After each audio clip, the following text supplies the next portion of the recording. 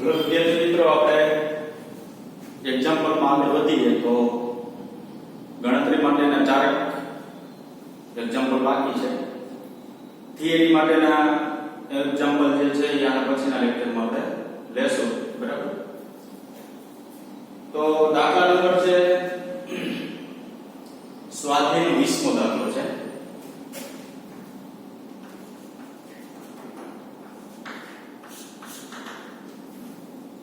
શું રકમ છે જોઈએ. સમક્ષિતિજ સમતલમાં મુક્ત રીતે ભ્રમણ કરી શકે તેવી ચુંબકીય સુઈના કંપાસને 30 આંટા અને 12 સેન્ટીમીટર ત્રિજ્યા ધરાવતા ગુંચડાવાળા વર્તુળાકાર ગુંચડાની મધ્યમાં મૂકેલ છે. ધારો કે આપણી પાસે એક ગુંચડું છે, આમાં 30 આંટા છે 12 સેન્ટીમીટર ત્રિજ્યાનું.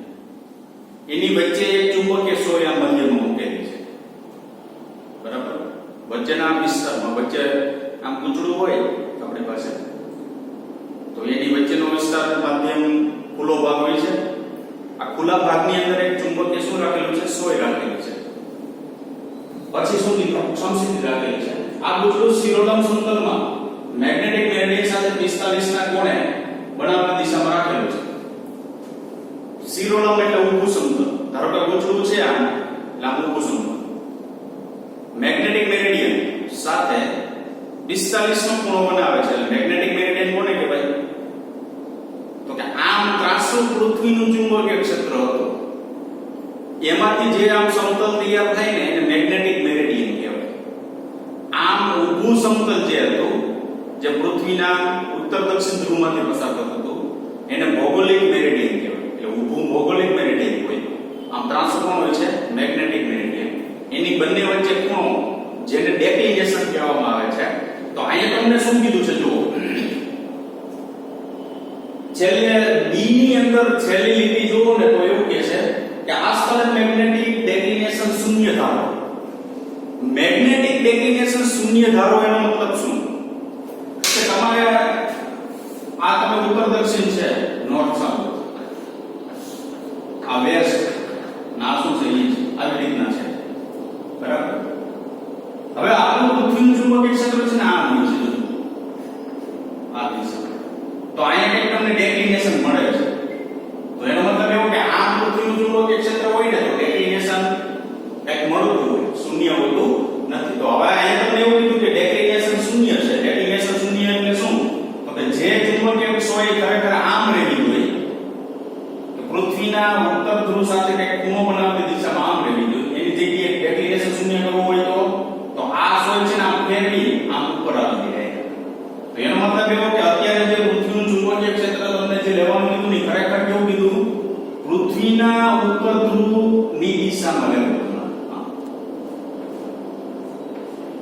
તો હવે પૃથ્વીનું ચુંબકીય ક્ષેત્ર નોર્થ અને સાઉથ, ખરેખર સાચા જે નોર્થ અને સાઉથ છે ને એની ઉપર આવી ગયું.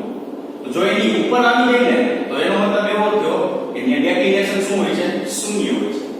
તમને એવું કીધું ડેક્લિનેશન શું ધારો? શૂન્ય. તો અત્યારે ખરેખર ચુંબકીય સોય જે છે ને એ કેવી રીતના રહેલી છે? આમ રહેલી છે. આમ ત્રાંસી નથી. શું કામ? તો કે બી જે પાર્ટ તમને પૂછેલો છે એના છેલ્લી લીટી એવું લખેલું છે કે ડેક્લિનેશન કેવું રહેવું જોઈએ? શૂન્ય ધારો. શૂન્ય ધારો એટલે આની કોઈ ડેક્લિનેશન નથી. શૂન્ય ધારો ને એટલે ડાયરેક્ટ આ ખૂણો તમારે 0 કરી નાખવાનો. ખૂણો 0 કરો એટલે ઓટોમેટિક ચુંબકીય સોય જે છે ને એ ક્યાં રહેશે? નોર્થ અને સાઉથમાં આમ રહેશે. એક છે ખ્યાલ એવો. બરાબર. તો શું કીધું તમને?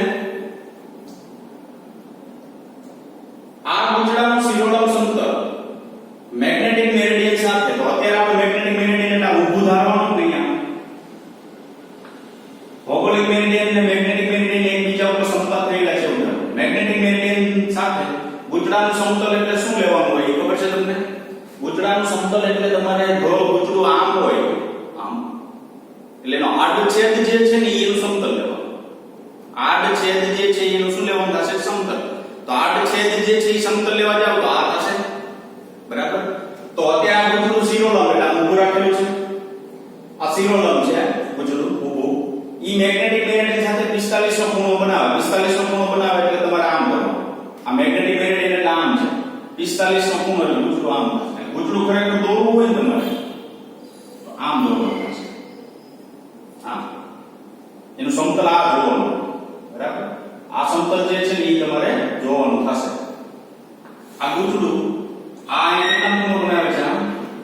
45 નો ખૂણો બનાવે છે બરાબર આ બેઝિકમાં એમ થઈ આ તમને આકૃતિ દ્વારા સમજાવેલું છે હવે પરફેક્ટ એની આકૃતિ જે છે એ હું તમને અહીં દોરીને બતાવું છું બરાબર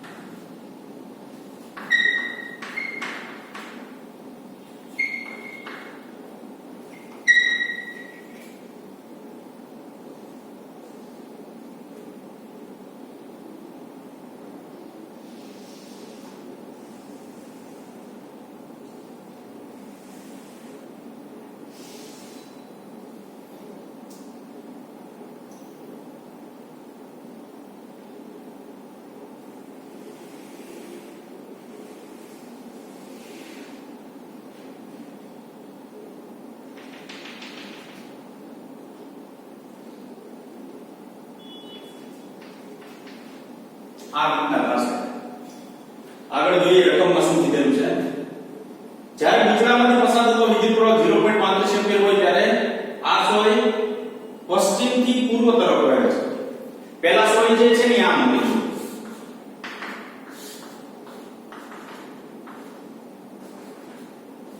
આમ બરાબર ઈ સોય છે ને ગુજરાતની અંદર છે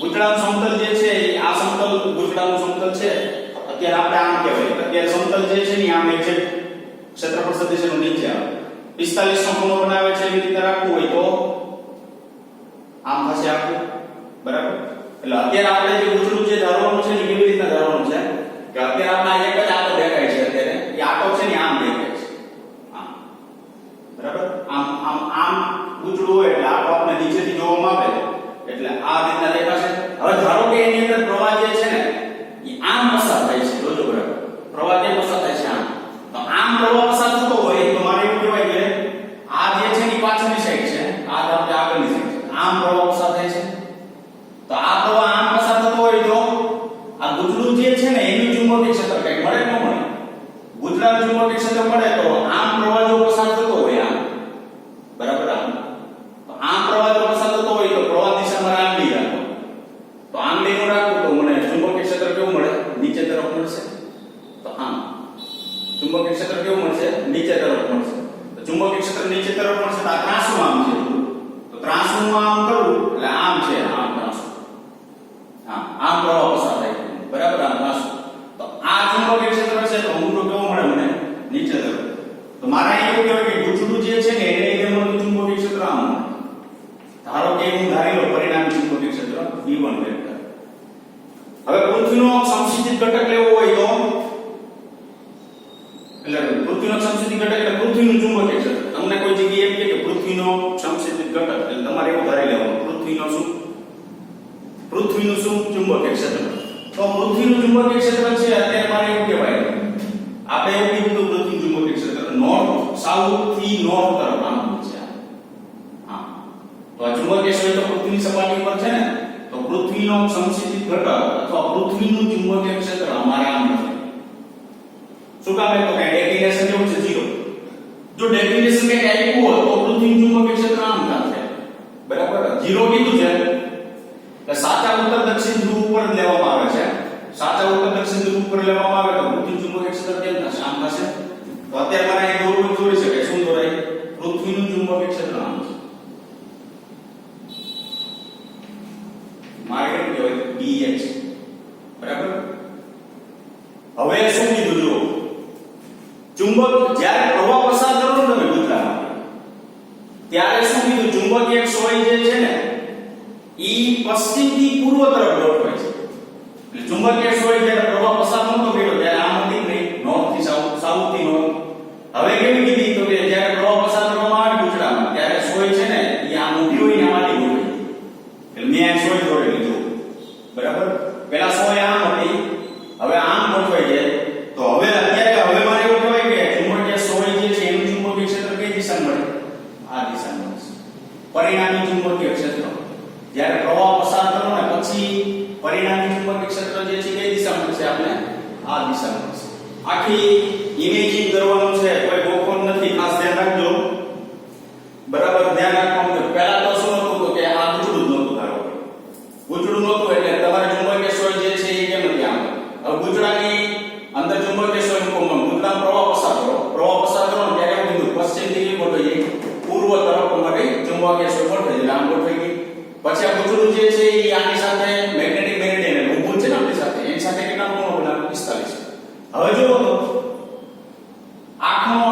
45 નો હોય તો આ જે ચુંબકીય ક્ષેત્ર ગુજડાનું છે ઈ આને કેટલા ખૂણામાં આપે 45 નો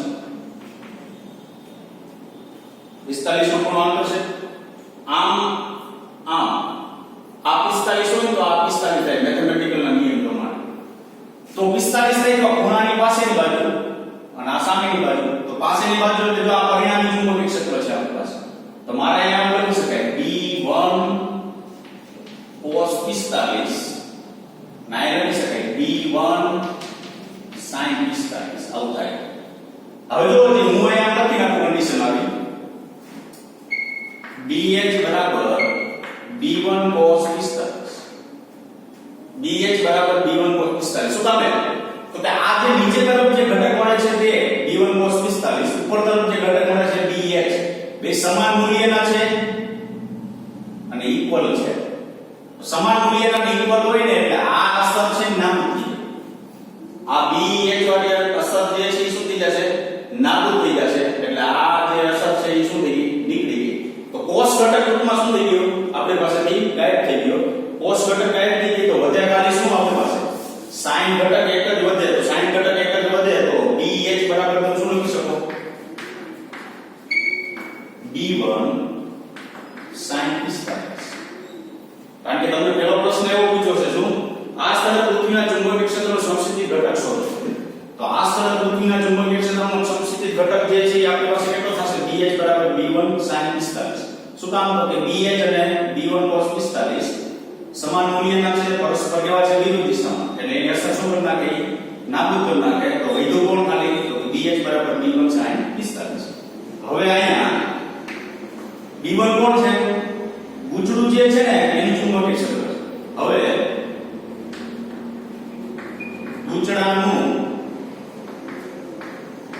ચુંબકીય ક્ષેત્ર એને આપણે શું કીધું B1 બરાબર μ0 capital Ni by 2r capital N ખરેખર ગુજડાનું ચુંબકીય ક્ષેત્ર μ0 I upon 2r થાય પણ કેપિટલ N શું કામ લીધું કારણ કે તમને એની અંદર શું આપેલું છે 30 આટા આપેલા 30 આટા પર શું આપેલું સંખ્યા બરાબર એટલે કેપિટલ N આ B1 ની કિંમત અહીંયા મૂકો એટલે BH મળશે તો અહીં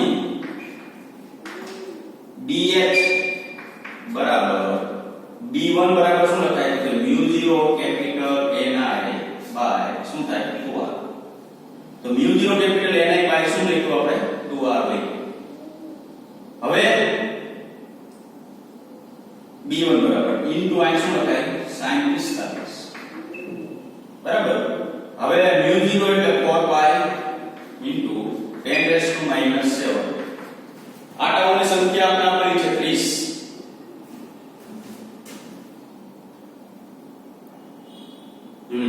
30 આટાઓ આપેલો છે આટાઓની સંખ્યા કેટલી 30 પ્રવાહ જે આપેલો છે એ 0.35 સેન્ટીમીટર છેદમાં 2 ત્રિજ્યા આપેલી છે 12 સેન્ટીમીટર 0.12 થશે sin 45 એટલે 1 ના છેદમાં √2 એટલે અહીં છેદમાં શું લખાય √2 આનું જો સાદુરૂપ આપવામાં આવે તો 3.88 ગુણ્યા 10 ની -5 ઘાત ટેસ્લા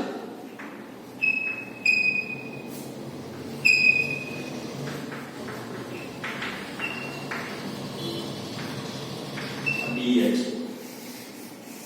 ટૂંકમાં તમને શું કીધું એક ગુજરું છે ગુજરાત સોય મૂકેલી છે પેલા પ્રવાહ પસાર ન કરો ત્યારે સોય તો કેવી રહેશે આમ ઊભી જ રહેશે પ્રવાહ પસાર કર્યા પછી સોય છે ને પશ્ચિમથી પૂર્વ તરફ ગોઠવાઈ જાય છે એટલે સોય આમ ઊભી હતી આમ થઈ જાય છે ખ્યાલ આવ્યો કે નહીં બરાબર ત્યારે સમસ્થિતિ ઘટક કેટલો ત્યારે સમસ્થિતિ ઘટક એટલે પૃથ્વી ચુંબકીય ક્ષેત્ર એટલું હોય છે હંમેશા યાદ રાખો પૃથ્વી ચુંબકીય ક્ષેત્ર લગભગ 10 ની -5 ઘાતના ક્રમમાં લેવામાં આવે છે કેટલા ક્રમમાં લેવામાં આવે છે 10 ની માઈનસ લગભગ 5 ઘાતના ક્રમમાં હવે બીજો પ્રશ્ન કઈ પૂછો જો ગુજડામાં વહેતો પ્રવાહ ઉલટાવવામાં આવે ગુજડામાં વહેતો પ્રવાહ ઉલટાવવામાં આવે પ્રવાહ મેં પહેલા કેમ કીધું તો તમને આ છે પાછળનો ભાગ આગળનો ભાગ આમ પ્રવાહ કીધો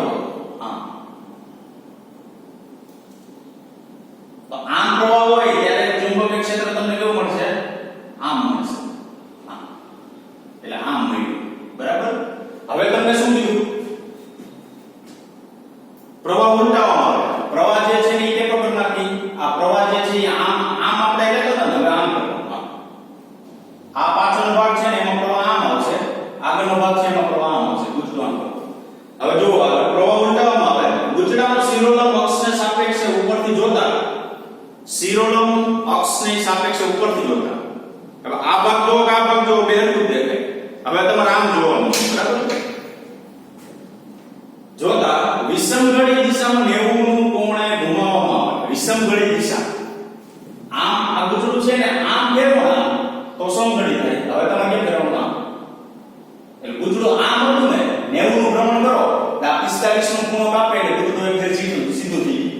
પાછું 45 કાપે 90 થઈ ગયા, ગુજરું આમ થઈ જશે, બરાબર?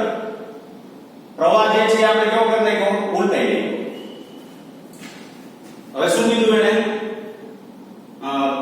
વિષમઘડી દિશામાં 90 નું કોણે ઘુમાવવામાં આવે છે તો ગુજડાની ચુંબકીય સોયની દિશા શોધો. આ સ્તર મેગ્નેટિક ડિપેન્ડન્સ શૂન્ય. પહેલા ચુંબકીય સોયની દિશા કેવી હતી? રકમમાં હતી પશ્ચિમથી પૂર્વ. હવે ચુંબકીય સોયની દિશા શું થશે? તો ગુજડું જે છે એને આપણે આમ કરી એટલે આમ 45 નો ખૂણો આમ અંદર છે, બરાબર? પ્રવાહ જે છે એ આપણે કેમ પસાર થતો હતો? આમ પસાર થતો. હવે પ્રવાહ કેવો પસાર થશે? આમ પ્રવાહ પસાર થશે. આમ ટૂંકમાં આમ પ્રવાહ પસાર થશે. તો આમ પ્રવાહ પસાર થશે, બરાબર? હવે ગુજડું જે છે એને તમે આમ કરી નાખો. ગુજડું આમ કરી નાખો, પ્રવાહ આ ગુજડું જે છે એને આમ કરી નાખી અને પ્રવાહ આમ પસાર થશે તો ચુંબકીય ક્ષેત્ર જે છે એ તમને આવી કોઈ દિશામાં જ મળશે, બરાબર? પણ એક વસ્તુ યાદ શું રાખવાનું તમારે આ દાખલાની અંદર? પ્રવાહ જે છે એ જ્યારે આમ પસાર થતો હતો ત્યારે દિશા ચુંબકીય સોયની પશ્ચિમથી પૂર્વ તરફ મળતી હતી. પ્રવાહ એનાથી વિરુદ્ધ દિશામાં પસાર થાય ને, હવે તમે આ વસ્તુ જે છે આમ રાખો તો આ તો કેટલા ખૂણો થાય? 45 નો ખૂણો થાય. તો કન્ડિશન બધી આની જ આવે, પણ ફેર માત્ર કેટલો પડે? તો કે ચુંબકીય સોયની દિશા જે છે એ પશ્ચિમથી પૂર્વની જગ્યાએ પૂર્વથી કેવી જગ્યાએ? પશ્ચિમથી, બરાબર? બાકી કઈ તમારે જોવાનું નથી. ટૂંકમાં શું કે 90 ભ્રમણ કરો તો એટલે 90 અહીં આવી જાય તો અહીં કેટલા ખૂણો બને? 45. બધી કન્ડિશન કેવી આવે? આના જેવી જ આવશે. તો આના જેવી જ આવશે કન્ડિશન. તો આ ચુંબકીય ક્ષેત્ર જે છે આમ કરશો તમે, આમ કરશો તમે, આમ છે ને એટલે આમ ચુંબકીય ક્ષેત્ર કરશો એટલે ઓટોમેટિક તમને આ બધું મળશે. આ 45 આમ અંતરે છે તો એ 45 આમ અંતરે. ફેર માત્ર કેટલો પડે? તો ચુંબકીય સોય છે ની ઉલટાઈ જશે. તમને ખબર જ છે કે આમ ગુજરું હોય પ્રવાહ પસાર કરો તો પહેલા ચુંબકીય ક્ષેત્ર આમ હોય ધારો કે આમ, પછી પ્રવાહ આમ પસાર કરો તો ચુંબકીય ક્ષેત્ર આમ થઈ જાય. તો પહેલા ચુંબકીય સોય આમ ગોઠવાય, પછી ચુંબકીય સોય કેવી ગોઠવાય જાય? વિરુદ્ધ દિશા ગોઠવાય જાય. તો આયા હું લખું છું ગુજડામાં વિદ્યુત પ્રવાહ ઉલટાવી ગુજડામાં વિદ્યુત પ્રવાહ ઉલટાવી ગુજડાને 90 નું ભ્રમણ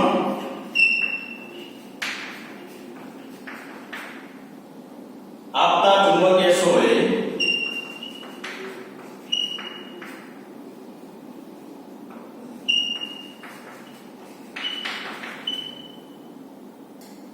પૂર્વથી પશ્ચિમ તરફ એટલે કે વિરુદ્ધ દિશામાં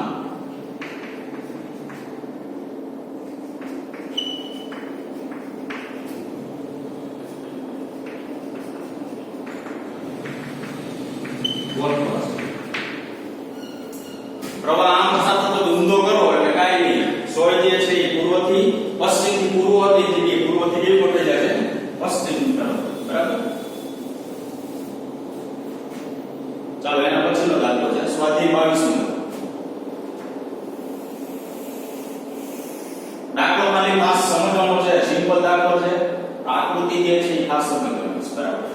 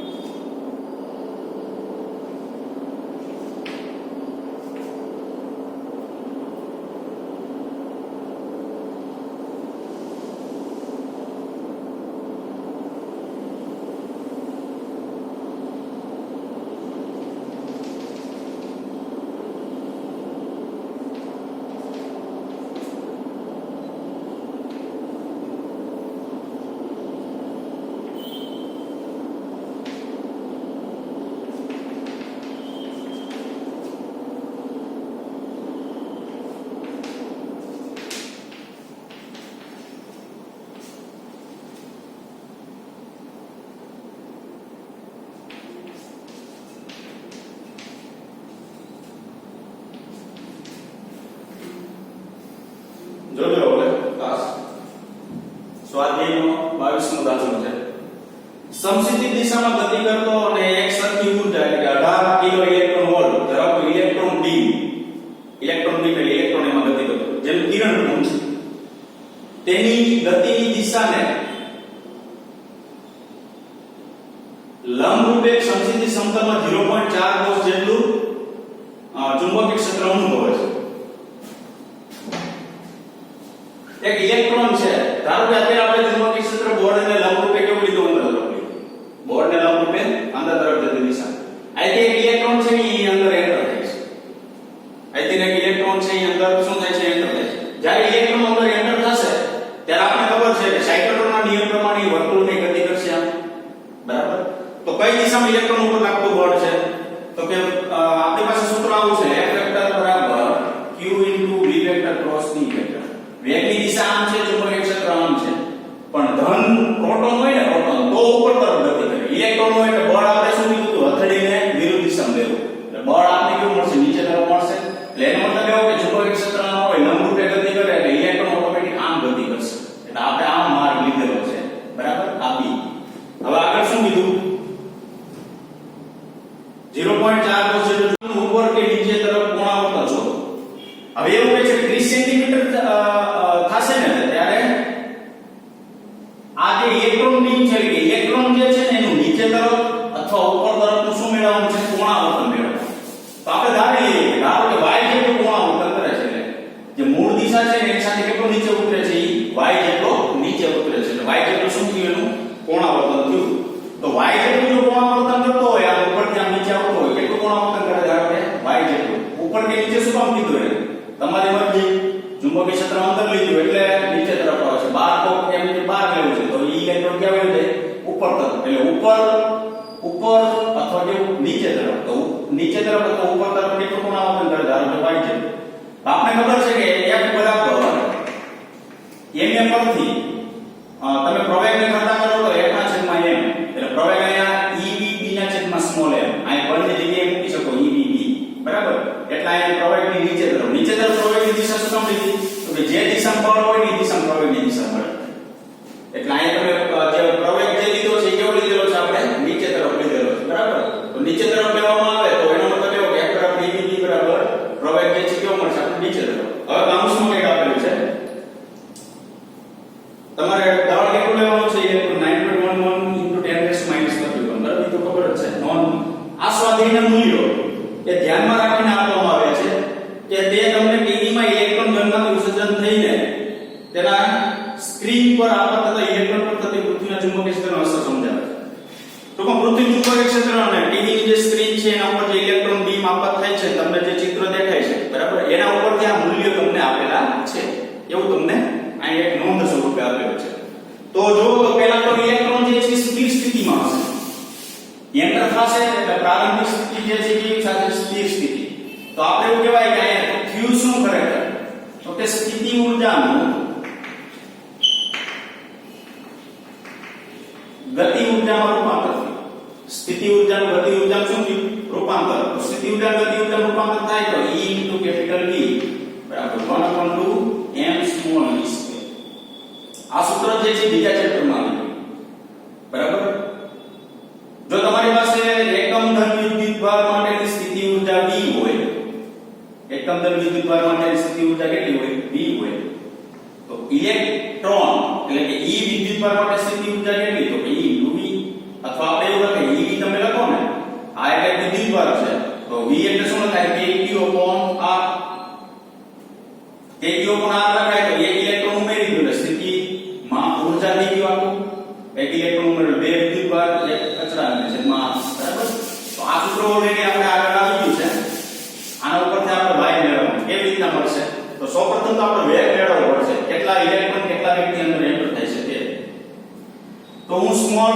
v ને કરતા કરું તો અહીંયા v² બરાબર 2 e કેપિટલ V બાય 2 સામે છેદમાં સ્મોલ ખાલી v બરાબર શું થાય અંદર 2e capital V by m ચાલો સ્મોલ v બરાબર અંદર 2 ઇલેક્ટ્રોન વિદ્યુતભાર 1.6 10⁻⁹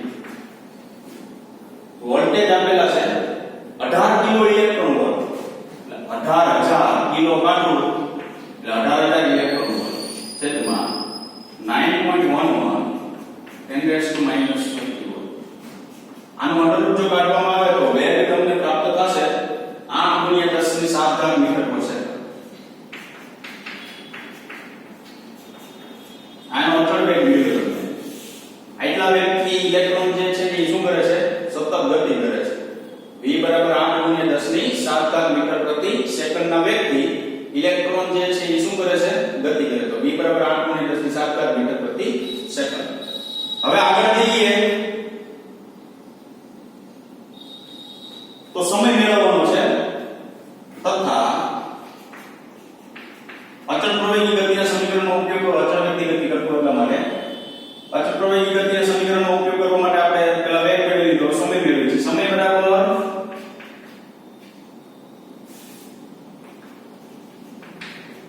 અંતરના છેદમાં વેગ. તો અહીંયા t બરાબર અંતર t લઈ લો, છેદમાં વેગ કેટલો લઈએ? v જેટલો. બરાબર.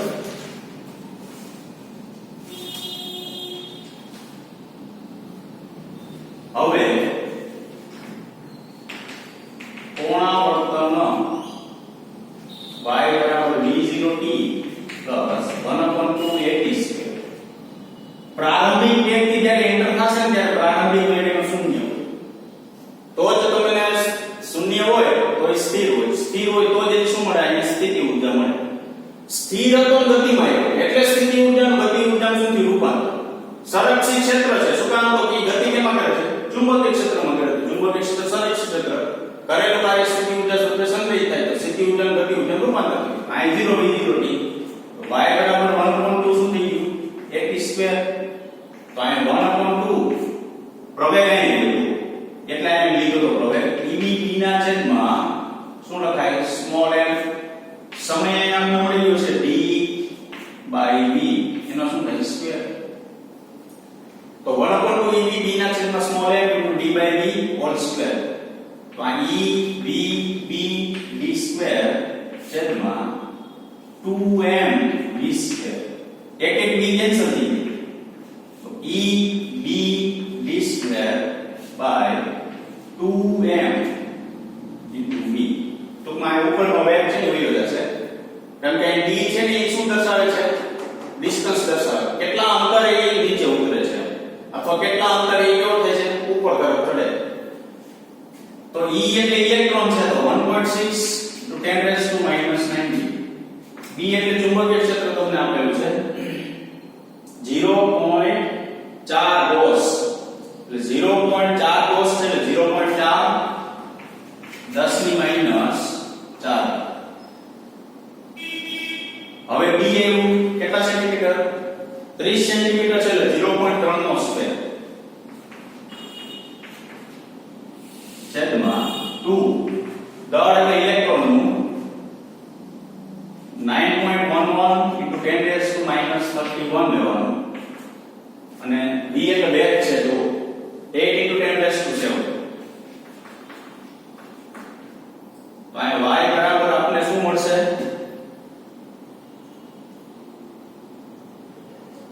3.9 × 10⁻⁴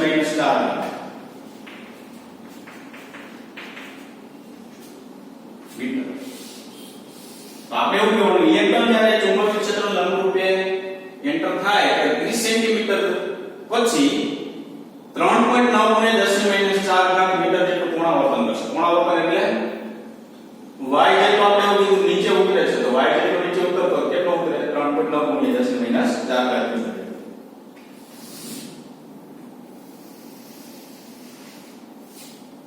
સ્વાધ્યાયનો છે 23મો દાખલો.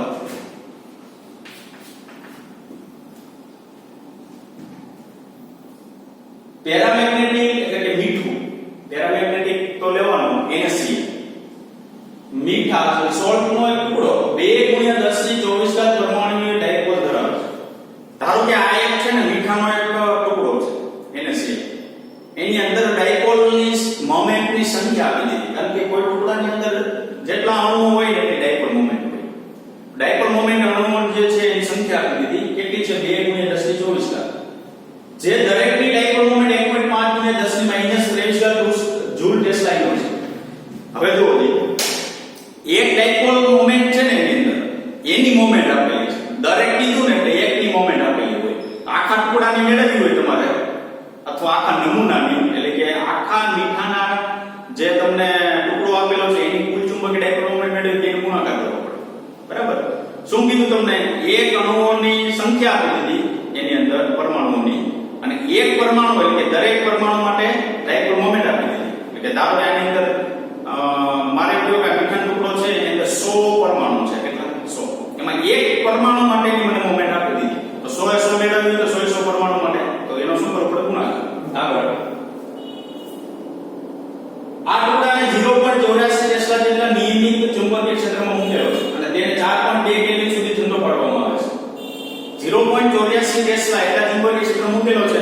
4.2 કેલ્વિન જેટલો ઠંડો એટલે ટેમ્પરેચર ઘટાડવામાં આવે. તેમાં 15% જેટલું મેગ્નેટિક સેચ્યુરેશન મળે છે. હવે પહેલા તો ધારો કે ચુંબક બનશે, બરાબર? ધારો કે ત્યારે સામાન્ય પરિસ્થિતિની ડાયરેક્ટ ફેરોમેગ્નેટિક પદાર્થ છે એટલે તો ચુંબકીય ચાકમાત્રા ધરાવશે નહીં. આ તમે બાહ્ય ચુંબકીય ક્ષેત્રની અંદર મૂકો એટલે ચુંબકીય ચાકમાત્રા ધરાવશે. હવે એને એવું કે ઠંડો પાડવાનો, ટેમ્પરેચર વધારવાનું નથી આવતું, ઠંડો પાડો.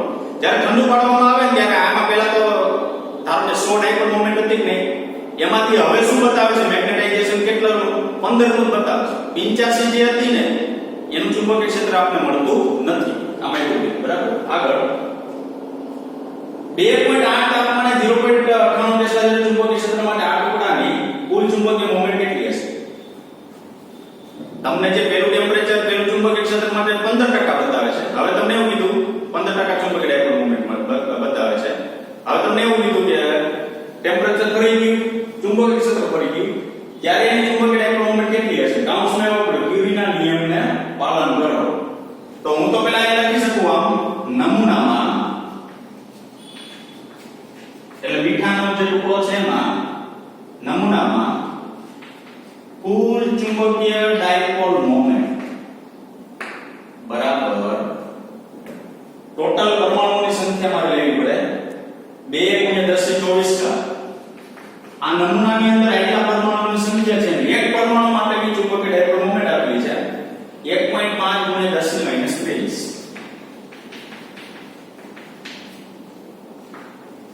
એટલે આખા નમૂનાની કુલ ચુંબકીય ડાયપોલ આપને મળશે. તો નમૂનામાં કુલ ચુંબકીય ડાયપોલ મોમેન્ટ કેટલી? 2 * 1024 1.5 * 10 - 23 તો ટોટલ આપને મળશે 30 ટેસ્લા જૂલ પર ટેસ્લા. આટલી મળશે નમૂના, બરાબર? તો કુલ ચુંબકીય ડાયપોલ મોમેન્ટ નમૂનાની અંદર કેટલી મળશે? આટલી. તો આનો બધી રાશિ મૂકજો. 100 એ 100% જો મારી પાસે ચુંબકીય ડાયપોલ મોમેન્ટ હોય ત્યારે 30 જૂલ પર ટેસ્લા કુલ ચુંબકીય ડાયપોલ મોમેન્ટ મળે છે.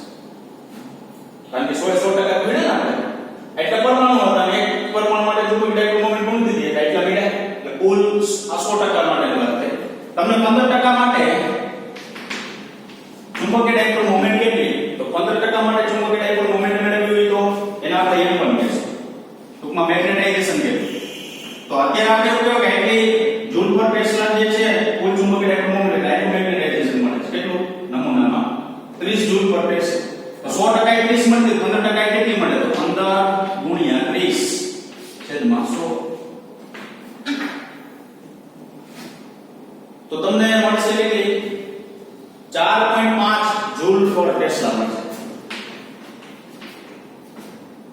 આટલી મોમેન્ટ મળશે. હવે જોઈએ કઈ કઈ વસ્તુ ડેટા આપેલું છે. B1 B2 આપેલું છે. B1 આપને આપેલું છે 0.64 ટેસ્લા. B2 આપને આપેલું છે પહેલું છે 0.64 ટેસ્લા. સોરી 84 છે અને બીજું આપેલું છે કેટલું? 0.98.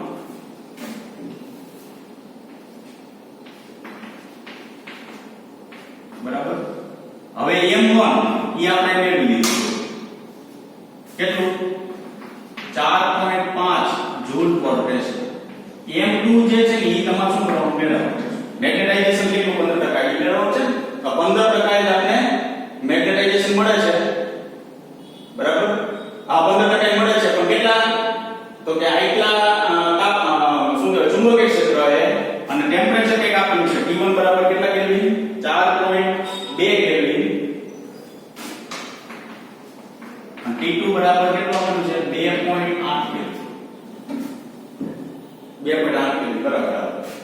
હવે ક્યુરીના નિયમનો ઉપયોગ કરતા ક્યુરીના નિયમનો ઉપયોગ કરવાનો કીધું. ક્યુરી નિયમ શું છે? મેગ્નેટાઇઝેશન જે છે એ ચુંબકીય ક્ષેત્રના સમપ્રમાણમાં અને તાપમાનના વ્યસ્ત પ્રમાણમાં m proportional b upon t. તો હું અહીંયા લખી શકું છું m2 મારે વેલ્યુ છે ને એટલે m2 કરતા બાય શું લખે છે m1. તો અહીંયા શું થાય જો b1 sorry b2 t1 b1 t2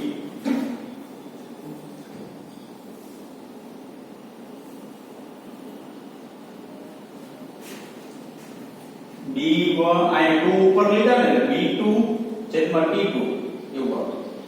m1 નીચે લીધા ને b1 છેદમાં t1 બરાબર. m2 મેળવવું છે તો m2 નું કરતા રહો b2 t1 m1 by b1 b2. ચાલો b2 કેટલું છે જુઓ 0.8. t1 કેટલું છે 4.2. m1 કેટલું છે 4.5 મેળવ્યું આપણે 15%. b1 કેટલું છે 0.84. t2 કેટલું છે 2.8. આ બધાનું સાદું રૂપ આપવામાં આવે તો 10.33 જૂલ પર પેસ્કલ મળશે. આ દાખલાની અંદર શું છે તો કે એક નમૂનો આપેલો છે ને એમાં પરમાણુ સંખ્યા એક નમૂના માટે સોરી એક પરમાણુ માટે ચુંબકીય ડાયપોલ મોમેન્ટ બરાબર. તો કુલ ચુંબકીય ડાયપોલ મોમેન્ટ કેટલી થાય 15% મેગ્નેટાઇઝેશન એટલું મળે છે. હવે તમને એવું કીધું કે ચુંબકીય ક્ષેત્ર એટલું અને ટેમ્પરેચર એટલું હોય 2.8 ચુંબકીય ક્ષેત્ર 0.98 હોય ત્યારે મેગ્નેટાઇઝેશન કેટલું તો આ m1 તો મળી ગયું. હવે ત્યારે મેગ્નેટાઇઝેશન ક્યુરીના નિયમ પ્રમાણે m2 કરતા કરવાનું m proportional b upon t ને m2 કરતા કરવાનું કિંમત મૂકી દો. બધી કિંમત આપણી પાસે છે b1 છે b2 છે b1 છે b2 છે ને m1 છે બરાબર. એટલે શું મળી જાય આપણે m2 મળી જાય. આગળ જઈએ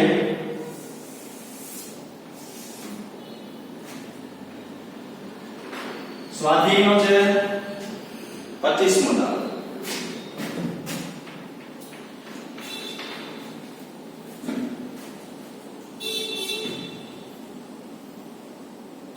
એક ઇલેક્ટ્રોનના સ્પિન કોણીય વેગમાન s પ્રક્ષેપણીય વેગમાન l સાથેનો સંકળાયેલ મેગ્નેટિક મોમેન્ટ સદિશ અનુક્રમે μs અને μl ક્વોન્ટમ સિદ્ધાંત દ્વારા અનુમાનિત કરાય છે એવું અનુમાન કરવામાં આવે છે બરાબર. આ પ્રાયોગિક રીતે ઊંચી ચોકસાઈથી ચકાસેલ પણ છે. પ્રયોગો દ્વારા આ જે અનુમાન કરેલું છે ને એની ચકાસણી પણ કરવામાં આવેલી છે. શું કીધું આગળ જેમના સૂત્રો આ નીચે મુજબ છે μs બરાબર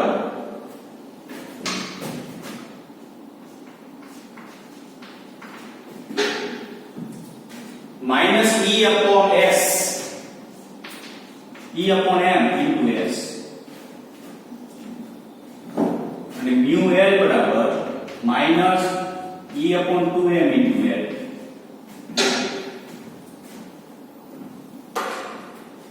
આવા બે સૂત્ર આપેલા છે વેક્ટર છે બરાબર. આખું છે એટલે આ બેમાંથી કયું પરિણામ પ્રચલિત ભૌતિક શાસ્ત્ર મુજબ ધારેલ પરિણામ મળતું આવે છે. બેમાંથી કયું પરિણામ એવું છે કે પ્રચલિત ભૌતિક શાસ્ત્ર અનુસાર મળતું આવે છે. તો આમાં તમને ખબર જ છે ડાયરોમેગ્નેટિક રેશિયામાં સૂત્ર આવ્યું જો બીજું તો તમે ડાયરેક્ટ કહી શકો કે બીજું જે સૂત્ર જે છે ને પ્રચલિત ભૌતિક શાસ્ત્ર મુજબ શું આવે છે મળતું આવે છે બરાબર. બીજું સૂત્ર પ્રચલિત ભૌતિક શાસ્ત્ર મુજબ મળતું આવે છે. પછી શું કીધું પ્રચલિત યંત્ર શાસ્ત્રનું પરિણામ સાબિત કરવાનું એ પ્રમાણે સાબિત કરવાનું જે મળતું આવતું હોય કયું મળતું આવે છે આમાં જોતા તમને એવું લાગે. બીજું એ સૂત્ર આપણે ઓલરેડી આપણે આવી ડાયરોમેગ્નેટિક રેશિયો કે એક પ્રોટોન હતો ઇલેક્ટ્રોન ભ્રમણ કરતો હતો તે દરમિયાન ચુંબકીય ડાયપોલ મોમેન્ટ કેટલી મળતી હતી આટલી -e/2m e/2m આપણે ડાયરોમેગ્નેટિક શું કીધું હતું રેશિયો કીધો હતો. તો આપણે અહીંયા લખી શકાય શું mu l વેક્ટર બરાબર -e/2m into l vector a પ્રચલિત ભૌતિક શાસ્ત્ર મુજબ મળતું આવે છે. તો બેમાંથી કયું સૂત્ર મળતું આવે છે? પહેલું તો આપણે કઈ જોયું નથી. બીજું જે છે એ પ્રચલિત ભૌતિક શાસ્ત્ર એટલે આપણે જે ભણ્યા હોય તેની અંદર એ સૂત્ર જે છે શું આવે છે? મળતું આવે છે. તો પ્રચલિત ભૌતિક શાસ્ત્ર મુજબ જો એક મળતું આવતું હોય તો હવે સાબિત કરવાનું કીધું તમને. તો સાબિત કરશું કેવી રીતના? તો mu l વેક્ટર બરાબર I * a. I એટલે શું થાય? માઈનસ, આપણે માઈનસમાં છે, માઈનસ લખ્યા. I એટલે E/t. વિદ્યુતભારના છેદમાં સમય લખાય. અહીંયા શું લખી શકાય? πr². આ mu l વેક્ટર.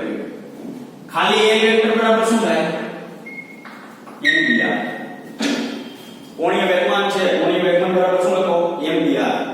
mdr બરાબર તો કે m v એટલે 2πr/કેપિટલ શું લખાય? t ઇન્ટુ શું લખાય? આ તો તમારે વેગ આવી ગયું. ભ્રમણ કરતો હોય વર્તુળની ગતિ તે દરમિયાન એને કાપેલું અંતર, એક પરિભ્રમણ દરમિયાન કાપેલું અંતર, એક પરિભ્રમણ આવર્તન છે તે દરમિયાન કાપેલું અંતર એટલે 2πr ઇન્ટુ સ્મોલ r. હવે e વચ્ચે સંબંધ મેળવવો હોય તો b નો ગુણોત્તર લેવો પડે. કારણ કે આ છેદમાં આવે તો જ આ બે નો ગુણોત્તર થયો ને, બરાબર? આને છેદમાં રાખી દો તો જ આ તમને mu l વેક્ટર અને l વેક્ટર નો શું મેળવો કહેવાય? ગુણોત્તર. તો mu l vector by l vector બરાબર minus e by capital t πr² છેદમાં m 2πr² બાય t. તો r² કેન્સલ થઈ ગયા, એક પાઈ કેન્સલ થઈ ગયા, એક t કેન્સલ થઈ ગયા. તો વધ્યું શું? -e/2m.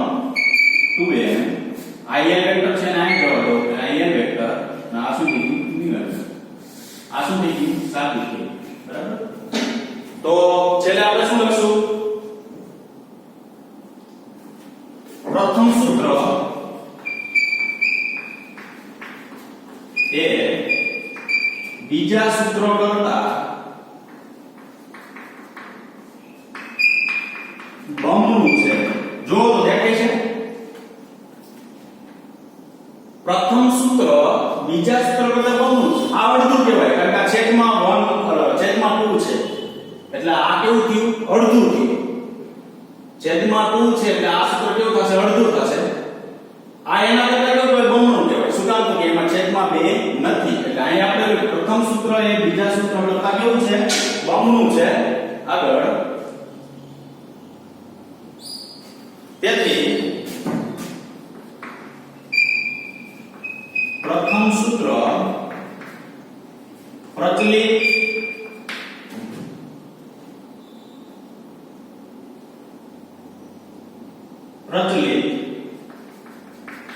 ભૌતિક શાસ્ત્ર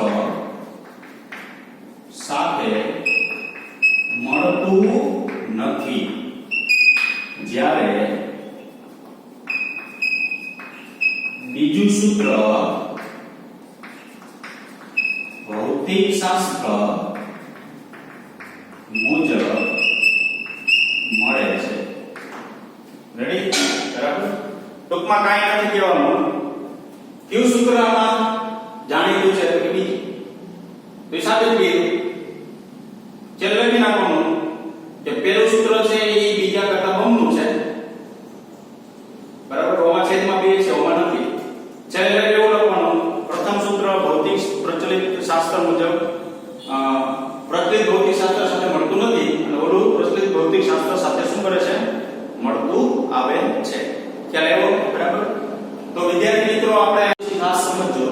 સમજવાનું બીજું કઈ નથી, યાદ રાખવાનું કે 90 ગુણ આવતા તો આની કન્ડિશન આપણે પાછું પ્રાપ્ત થશે. બરાબર? Thank you very much.